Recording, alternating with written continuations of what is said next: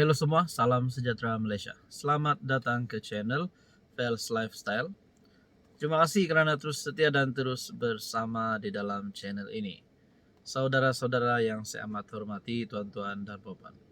Setelah timbul baru-baru ini berkaitan dengan isu pengehadan jawatan Perdana Menteri kepada dua penggal ataupun 10 tahun. Akhirnya ramai yang memberikan respon.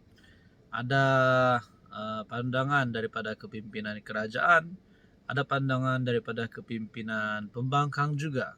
Tapi ini satu kenyataan daripada pemimpin MCA, pemimpin MCA yang berkata, gesa Anwar lepas portfolio Menteri Kewangan ataupun portfolio kewangan.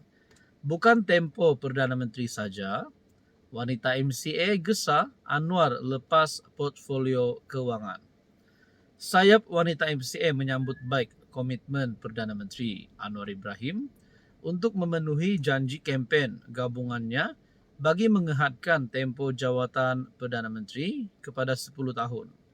Namun, Ketua Penerangan Wanita MCA, Chan Queen berpendapat Anwar seharusnya melangkah lebih jauh dengan melepaskan jawatan Menteri Kewangan yang kini turut disandangnya.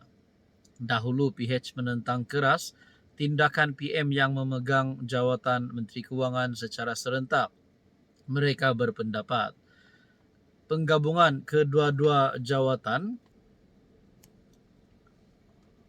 memberikan kuasa yang terlalu besar kepada satu individu dan melemahkan pemisahan antara kuasa eksekutif dan otoriti kewangan, katanya pada satu kenyataan. Chan turut menegaskan sejak pentadbiran Najib, tiada Perdana Menteri selepas itu yang memegang dua-dua jawatan tersebut secara serentak sehingga Anwar mengambil alih pada tahun 2022. Adakah dengan ini kepimpinan daripada MCA, sebenarnya meragui potensi Anwar untuk memegang dua jawatan besar di dalam kabinet sebagai Perdana Menteri dan juga sebagai Menteri Kewangan?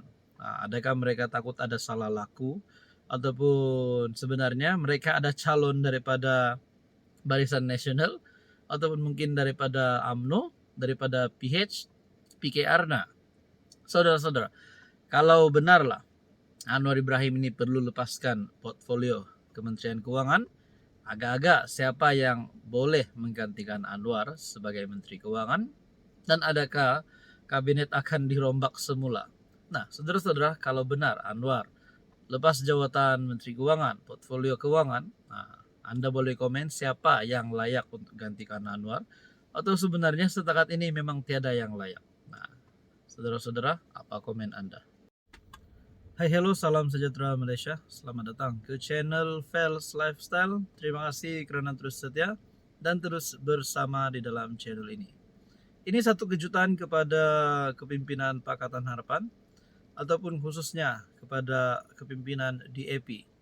Siapa tidak kenal Lim Guan Eng, salah satu pemimpin yang paling terkenal di Malaysia, salah satu pemimpin yang paling dihormati, dan salah satu sosok pemimpin yang disegani ramai.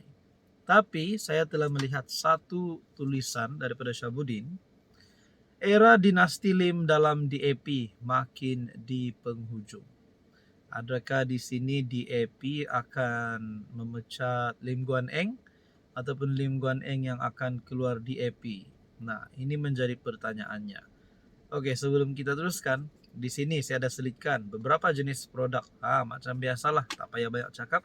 Tekan produk itu, mana satu yang sesuai dengan Anda, boleh tekan.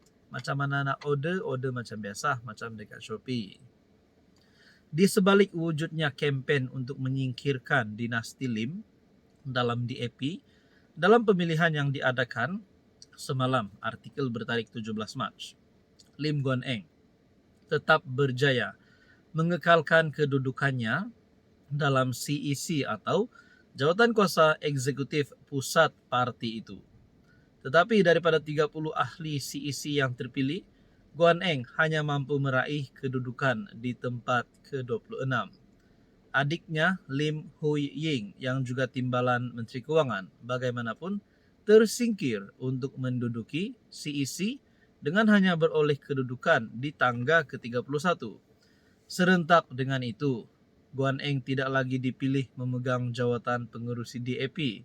Sebaliknya, CEC melalui pengundian dalam memilihnya untuk jawatan penasihat kebangsaan DAP. Jawatan pengurusi DAP yang sebelum ini dipegang oleh Guan Eng kini diambil oleh Gobind Singh Dio. Anthony Lok dipilih sekali lagi sebagai Setiausaha Agung DAP atau ketua kepada parti itu. Maknanya jawatan pengurusi yang sebelum ini dipegang oleh Lim Guan Eng kini diambil alih oleh Gobind Singh Dio. Nah, kalau begini nak cakap beliau dipecat, nak cakap letak jawatan pun susah juga. Tapi yang pasti Lim Guan Eng telah disingkirkan daripada jawatan pengurusi DAP. Dengan hanya terpilih di kedudukan 26 daripada 30 ahli CEC dan hanya dipilih sebagai penasihat kebangsaan, ia adalah jawatan yang biasanya untuk mereka yang sudah berada di penghujung dalam fasa perjuangan. Meskipun Guan Eng terlihat masih bersemangat untuk kekal berperanan dalam DAP, masa depannya terlihat makin tidak memihak kepadanya. Masa depan beliau seterusnya akan ditentukan melalui pemilihan DAP 3 tahun lagi. Jadi persoalannya itu di dalam DAP, bagaimana pula di dalam PH? Adakah Anwar sendiri akan melihat itu sebagai kelemahan Guan Eng yang boleh menjejaskan kepimpinan kerajaan perpaduan? Kita pun tak tahulah, kita nantikan saja. Hai hello, salam sejahtera Malaysia. Selamat datang ke channel Fels Lifestyle. Terima kasih kerana terus setia dan terus bersama di dalam channel ini. Saudara-saudara, sebelum ini kita sudah pernah mendengar berkaitan dengan isu ataupun skandal rasuah Sabah yang menjadi cerita khususnya bagi seluruh rakyat di negeri di bawah Bayu, di negeri Sabah. Skandal rasuah Sabah, skandal rasuah berjemaah yang kita dengar sebelum ini, yang juga melibatkan nama Ketua Menteri Sabah, Haji Jinor. Kalau benarlah Ketua Menteri Sabah terlibat dan beberapa adun disebut itu benar-benar didapati bersalah, sudah pasti kepada mereka semua ini perlu letak jawatan. Itu bagi pendapat saya, sebab rakyat Sabah tidak mahu ada pemimpin yang kotor. Itu kalau mereka bersalah. Kalau mereka tidak bersalah, nah kita bersyukurlah. Tapi saudara-saudara, ini adalah satu keputusan terkini di mana kerajaan Sabah, Haji Ji, sedia lawan saman dakwaan salah laku. Bagaimana kalau kerajaan Sabah dan juga Haji Ji kalah di dalam saman ini? Nah, itu menjadi pertanyaannya. Kerajaan negeri Sabah menafikan dakwaan yang ditimbulkan oleh tuntutan mahkamah yang difailkan baru-baru ini yang mendakwa Ketua Menteri Sabah Haji Jinor dan kerajaan negeri telah menyalahgunakan kuasa mereka berhubung isu lesen pembalakan. Ini berlaku selepas dua pihak memfailkan saman terhadap Haji Ji dan kerajaan Sabah pada 12 Mac di Mahkamah Tinggi Kota Kinabalu berhubung dakwaan penyelewengan dalam jawatan awam. Peguam Besar Sabah Brandon Kit Soh berkata, dakwaan yang dibuat adalah tidak berasas memandangkan prosiding undang-undang yang sedang berjalan antara pihak-pihak berkenaan dan kerajaan akan mengemukakan pembelaan menyeluruh. Ketua Menteri Sabah dan Kerajaan Negeri dengan tegas menafikan semua dakwaan penyelewengan dalam jawatan awam, katanya seperti dilapor Borneo Vox. Tambahnya, dakwaan itu tidak berasas memandangkan prosiding undang-undang yang sedang berjalan antara pihak-pihak berkenaan dan kerajaan akan mengemukakan pembelaan menyeluruh.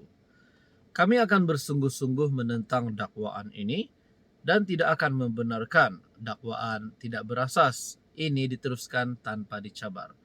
Nah, saudara-saudara yang saya hormati, berkaitan dengan isu rasuah ini, berkaitan dengan skandal rasuah Sabah.